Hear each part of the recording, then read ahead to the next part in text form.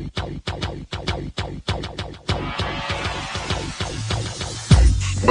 to the Odds Breakers, number one place for shared, sharp betting information. Welcome back to podcast 5 of 2020. I'm your host, Kiev O'Neill. You can follow me on Twitter at OBKiev. Follow us at The Odds Breakers, or follow us on social media in general / The Odds Breakers. This episode is being brought to you by uwager.lv for a free 50% sign up bonus. Please visit uwager and use the promo code OddsBreakers. Terms and conditions apply. If you'd like to help us out with our costs and sponsor the podcast, we would love to help you out. Please visit theoddsbreakers.com, click shop, and become a member. For $17.99 a month, you can get my plays and premium plays before the line moves. For $2 more, you can have all of that and become a patron subscriber. Get the podcast a little bit early. And if nothing else, please visit theoddsbreakers.com and become a free picks newsletter subscriber. All right. Looks like we're doing another quick podcast for you all. I mean, the Super Bowl's coming up in less than a week. Pretty excited about that. But obviously, I know you've heard from a ton of places by now about Kobe Bryant and what happened in his helicopter crash was absolutely tragic. You know, and you feel like you know that you don't know the person. And I've seen a lot of people comment that, oh, well, he wouldn't do the same for you. Well, that doesn't matter to me, you know, because the way you know him is because of the good things he's done, not only for the sport of basketball, for the NBA, but he was an inspiration to children, and he was a pretty good father from what I could see as well. And that's kind of where it hurts the most, is the fact that, you know, he was a great family man, and he had his daughter with him. And to me, that's kind of part of the reason why I kept thinking about it myself. You know, it's Kobe Bryant was a fierce competitor, and I got to tell you, when he first joined the NBA and skipped college, I was a little apprehensive to like him because I was such a big Jordan fan. I probably looked at him as a threat, you know, kind of to Jordan's legacy, because I saw how good this kid was, and you know, he looked just like Jordan, even in his young years. He was a couple matchups. He even like juked Jordan a couple times, and I gotta tell you, you know, I was pretty intimidated myself, and I always kind of, I guess I always probably booed him, but at the same time, you know, later in life, you learn to respect someone extremely with the amount of competitiveness he's shown. You know, Michael Jordan himself loved the kid, and you know, after he retired, you just look at his legacy, and to me, he was the closest thing to Michael Jordan, and in my opinion, even the second best basketball player of all time. Absolutely. You know, a lot of people say, oh, he had Shaq. Well, you know, Shaq had him in a lot of those games from what I see. So 5 championships, he's been to 7 of them. Absolutely fantastic, but tragic for him and the rest of the people that were on that helicopter. So just wanted to mention that it was a huge part of my Sunday and Monday thinking about that. And, you know, hopefully, you know, his inspiration will live on forever. And I think he's definitely helped mold the game. He's certainly helped people understand the game, understand the ins and outs of separation, space, movement, quickness, how to be great at the game, and has absolutely been an inspiration for kids to model their game after. So he's definitely done so much for the sport of basketball, and it's very sad that we're losing him, or that we lost him, his daughter, and obviously the other members of that helicopter ride that morning. Well, moving on, we're going to talk a little bit about the Super Bowl.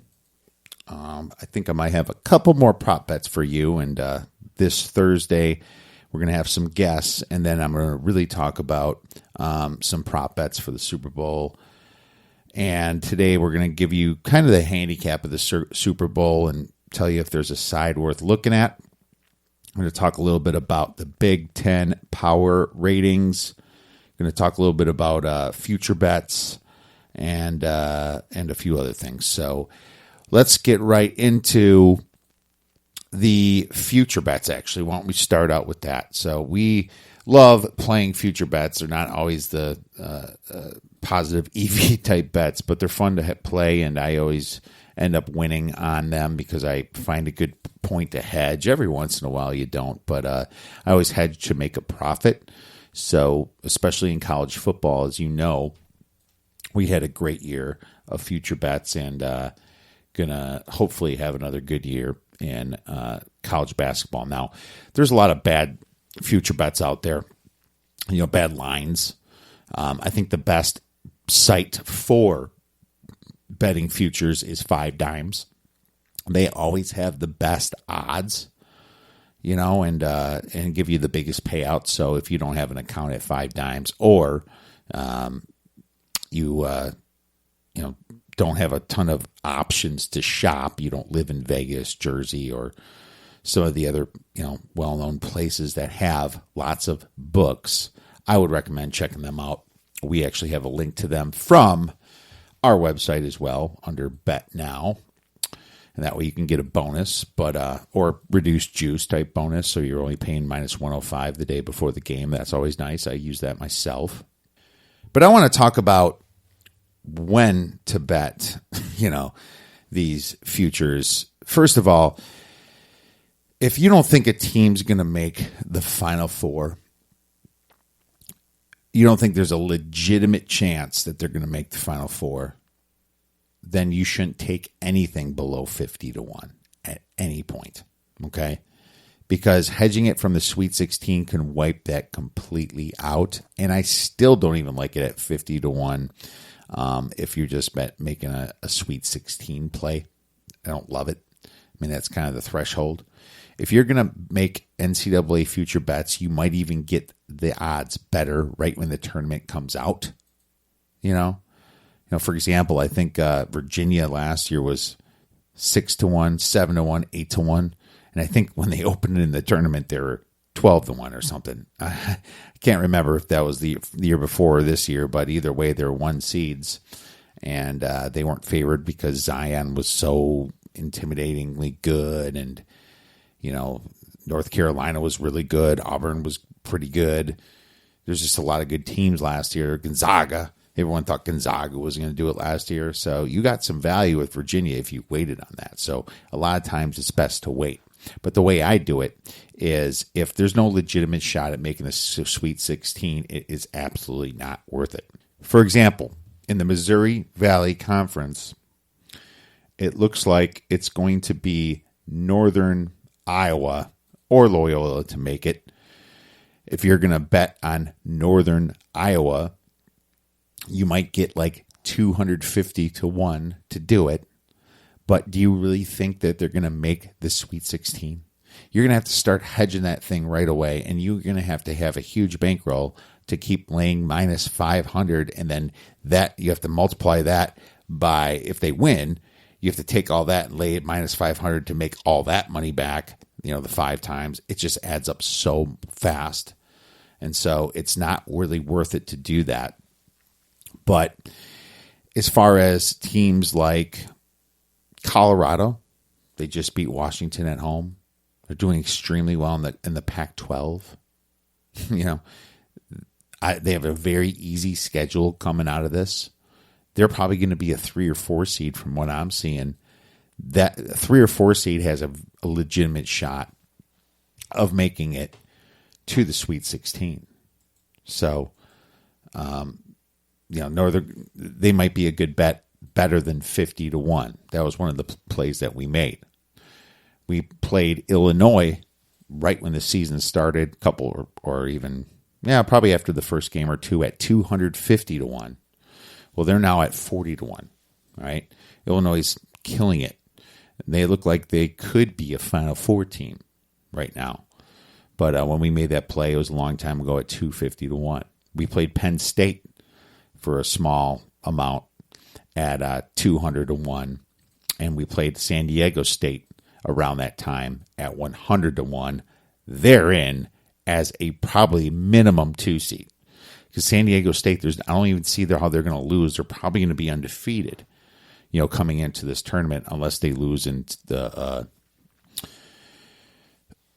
Mountain West tournament. So, that's kind of the way that I look at it. We only have, I believe, 5 futures on that. We also have Louisville at plus 400, which you can't get no more, obviously, to win the ACC regular season. They only played Duke and North Carolina once this year, and that's why I looked at that and the returning production. They already beat Duke now, so they're in the driver's seat to win them in Florida State anyway. They did lose to Florida State, but Florida State still has some tough games ahead of them. So, and the other one we made for conference was Oregon at plus 250, and they're kind of in the driver's seat right now as well. All right, well, next I want to talk about the Big Ten power ratings. And, yeah, this home field advantage is something you still got to factor in. Some of the away teams have been winning, but it was the better ones, like Illinois beating Michigan and, Michigan State beat Minnesota, so that's more understandable. But, just watching that Wisconsin-Iowa game, Iowa had a lot more free throws than them. And Wisconsin also kind of choked it up at the end. But, home field advantage in the Big Ten. Home court, sorry. I didn't mean to say field. Home court advantage is such a big thing in the Big Ten and some other conferences as well. I'm kind of noticing the Big East has been pretty good for home court as well, especially if that home team's a dog and they're losing.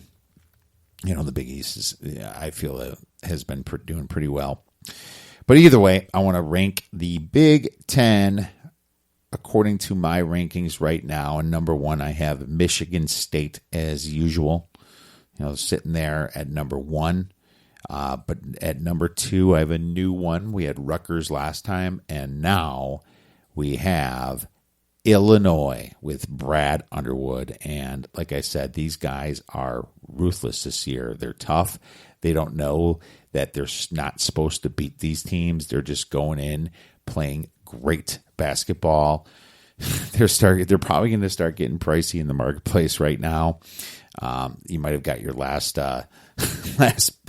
value there against Michigan, but Illinois definitely, in my opinion, the second best team, especially with what they've been doing on the road there, smoking Purdue, beating Michigan. Look at that. Now they're going home.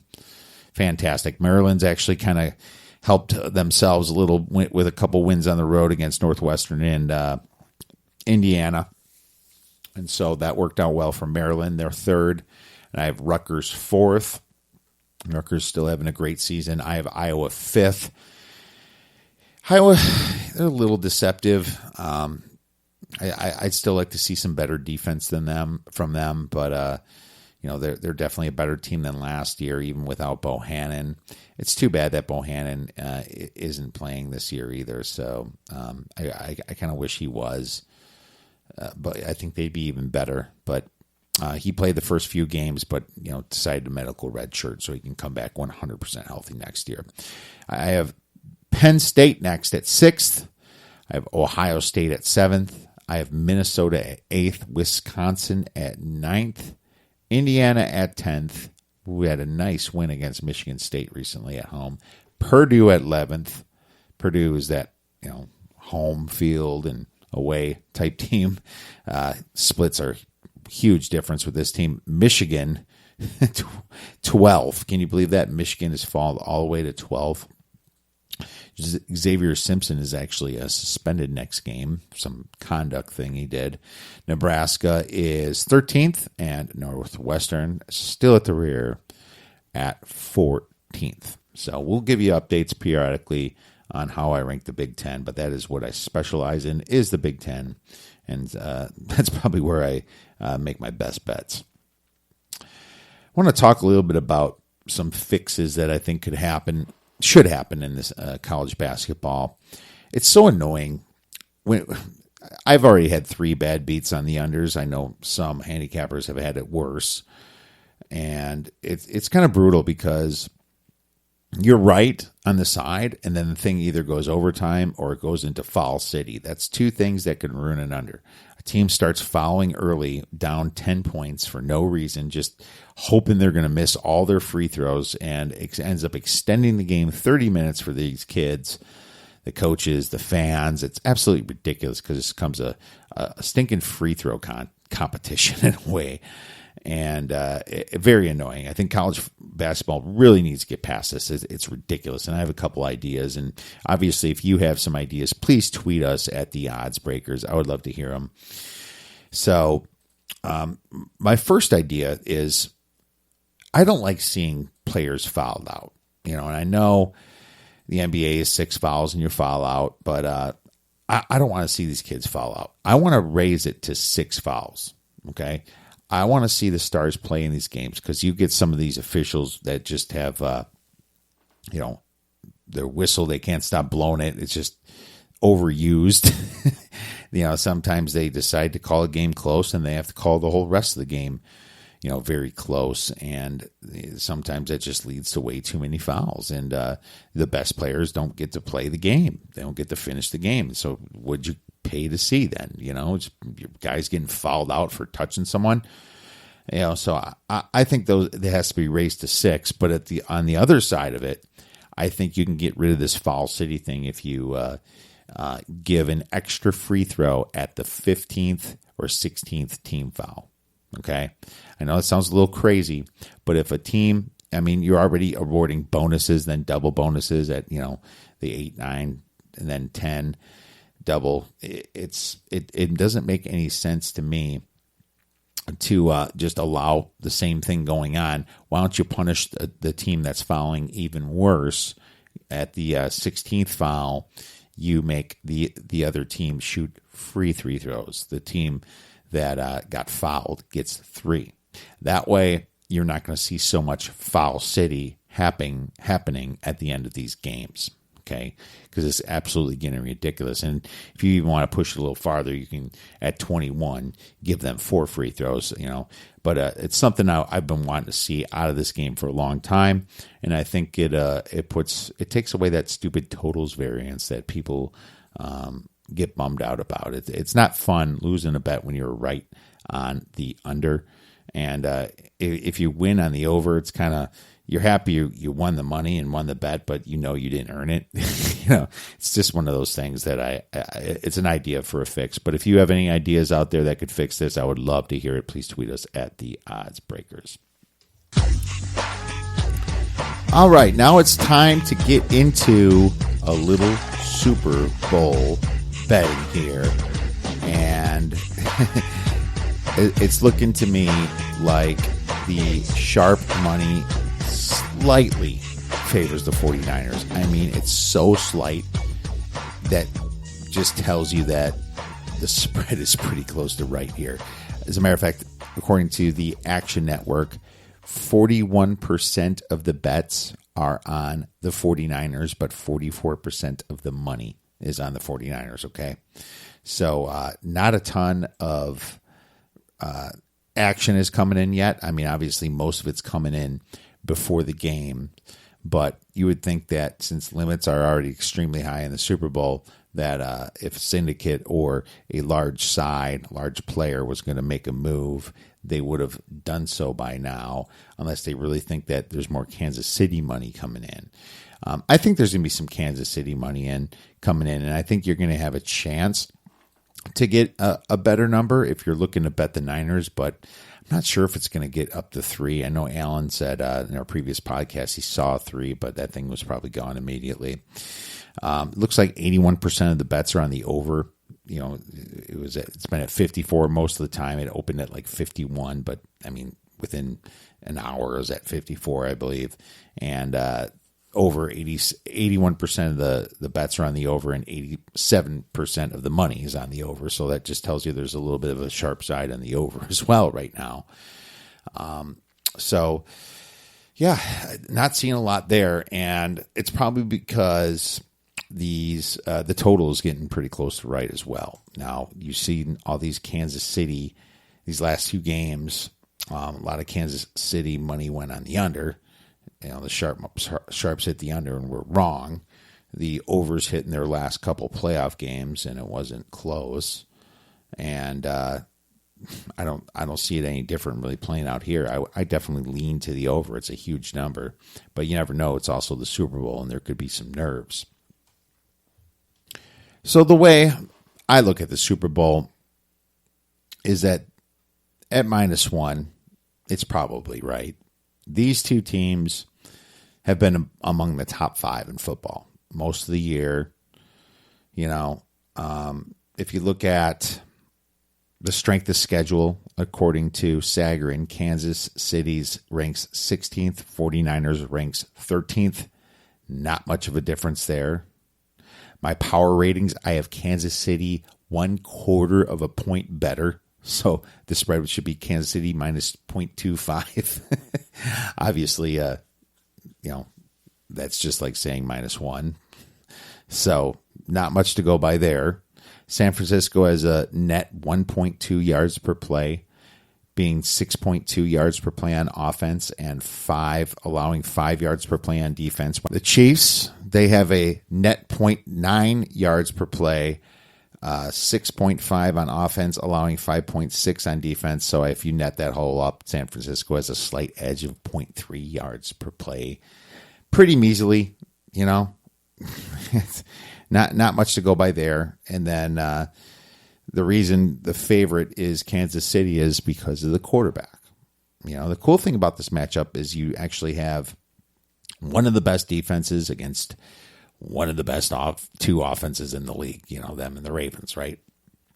And it's just so exciting to see who's going to win out here, which is going to turn out. That's kind of cool. Better than two really good defenses playing each other and bad offenses, right? Making the Super Bowl, it'd be a little bit of a boring Super Bowl. The total would probably be like 37 or something. But this is just so much more intriguing of a matchup to me. I love the fact that you have the two best tight ends in the game. You have George Kittle. He hits, he blocks, he's always open. His fingers and hands are like glue.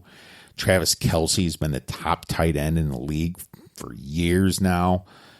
Since Gronk kind of went down, it's always been Kelce, and he's catching everything and fierce competitor. You gotta love that. That's such a cool part of this game. The 49ers have a 4.7 yards per attempt on the ground. The Chiefs defense do give up 27th. They rank 4.8 yards on the ground, but they've been playing a little bit better lately. As you see, they're able to stop Derrick Henry. I mean, it's in the second half for the most part. The game started out a little tough on them, but they figured it out. And they obviously destroyed the Texans after the Texans got all those points off, fumbles and special teams.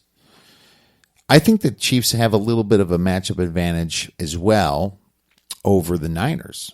I think that the Chiefs have obviously the quarterback, and the Niners, when they step up against top 5 passing ability, they lost against the Falcons, they lost against the Seahawks, and they gave up 350 passing yards and 5 TDs to Drew Brees and the Saints.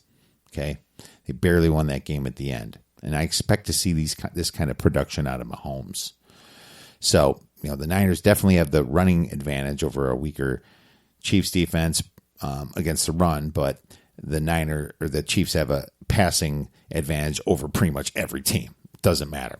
And that's why I think you see Kansas City as a favorite, and it's because of the quarterback. Now,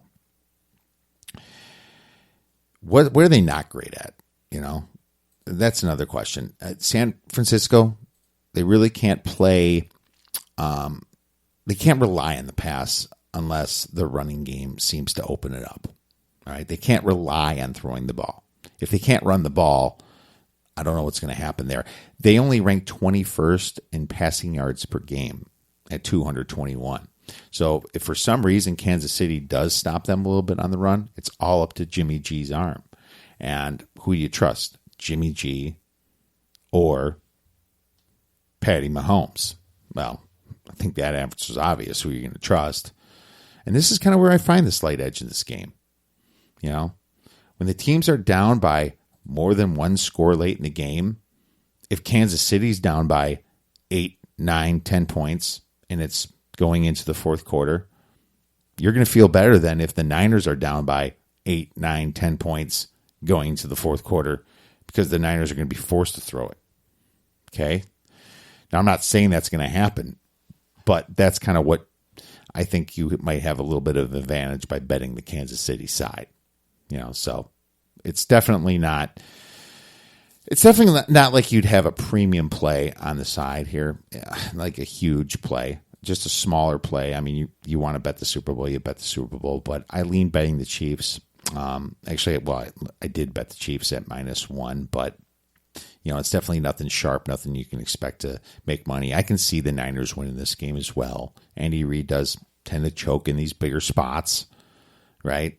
At the same time, I'm really hoping for him, but I also love Kyle Shanahan too. So I'm going to probably feel bad for whoever loses this game, but I'll definitely feel good for the person that wins it as well. So I would bet either one of these teams at the +3. If the Chiefs were +3, I would bet the Chiefs. If the San Francisco 49ers get to +3, I'll maybe be buying back in the Niners. That's just the way it is. I think the way that you can attack this game and have some fun and make some money is definitely in the prop markets. Like I said before, gave out a lot of those props already to premium subscribers, and actually have a few more for you as well for this podcast. So another prop I'm going to look at here, and I took this and gave it out to customers at -220, is Tom Brady being mentioned during the Super Bowl.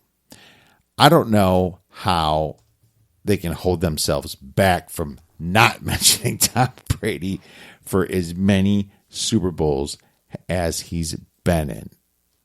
Also, that Joe Buck and Troy Aikman can't help themselves in talking about Tom Brady. His name's going to come out. I just do not see how it can't, especially with a guy like Joe Buck. He's going to have to make a comparison to Tom Brady at some point. That's yeah. I mean, that's what I think is the safest bet. Tom Brady being mentioned at -220. I think it's a little bit higher now in some sites, but I like it all the way up to -500.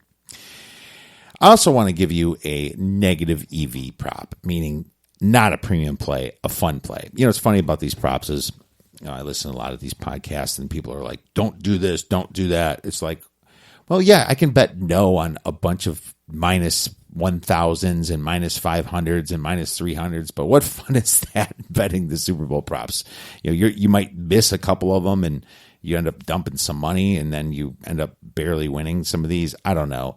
Betting the no is the sharper side when it comes to prop betting, but this is fun, right? And so I want to have fun betting the Super Bowl, and I don't need to worry about losing some change and betting these props. I'm doing it because it's like buying a Powerball ticket. You're not going to win, but you want to just have that ticket in your hand when they do the drawing, just like you want to have a nice fat prop in your hand during the game. So I'm going to give you a negative EV prop here, and I think it'd be really cool if one of these hit. But remember I mentioned that we have the top 2 tight ends in this game.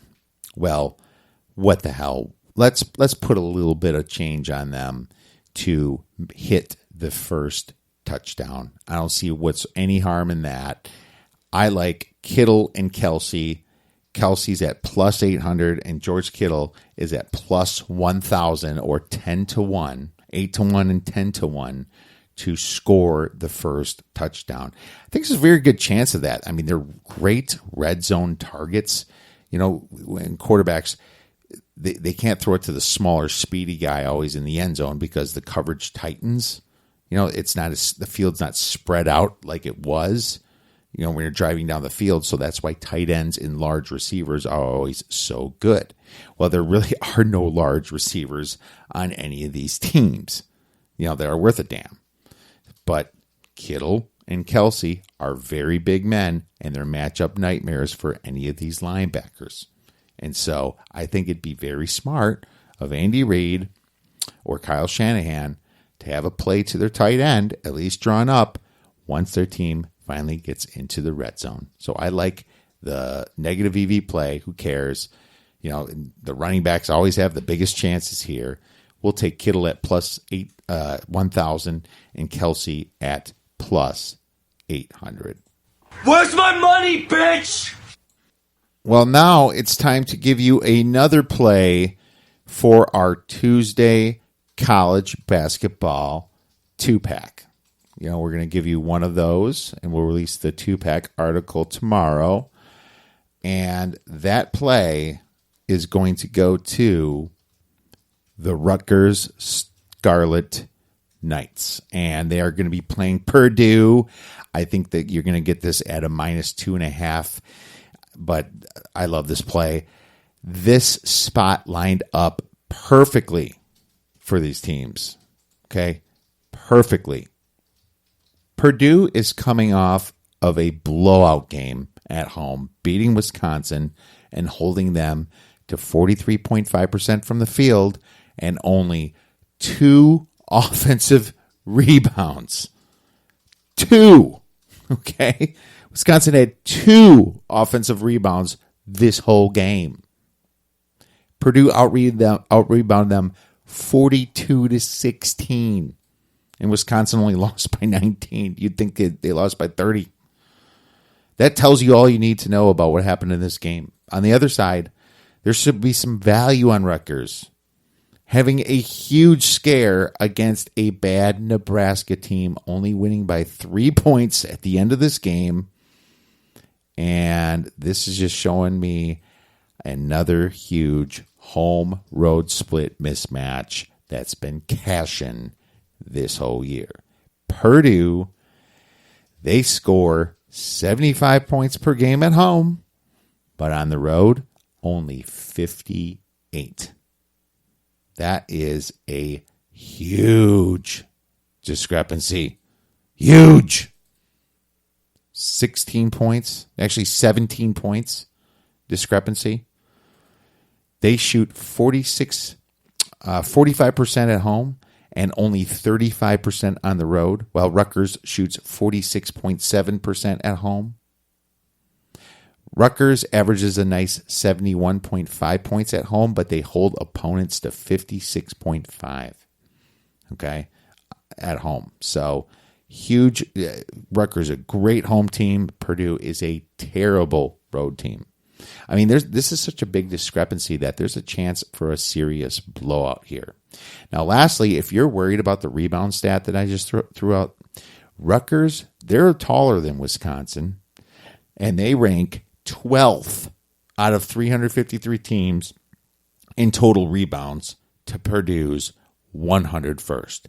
Rutgers knows how to rebound the ball. Okay? I'm taking Rutgers here big. I like him 2.5. I like him all the way to -5. This will be a 3-star premium play. Business bad? Fuck you, pay me. Oh, you had a fire? Fuck you, pay me. Place got hit by lightning, huh? Fuck you, pay me. All right. Well, that's all we have for our quick show. We will be back on Thursday night / Friday morning for our weekend plays. Have a fantastic rest of your week and go get some winners.